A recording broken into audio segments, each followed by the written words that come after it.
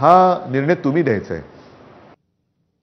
तर उद्धव ठाकरे यांच्या मनगटावरती गेल्या काही दिवसांपासून रुद्राक्षाची माळ दिसू लागलेली आहे.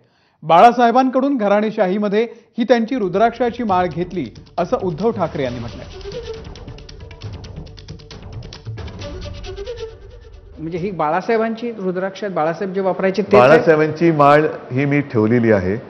ही मी माझ्या आवडीने घातलेली रुद्राक्ष आहेत. काहीतरी घराणेशाहीचं घ्यायला पाहिजे ना, मी रुद्राक्ष घेतली.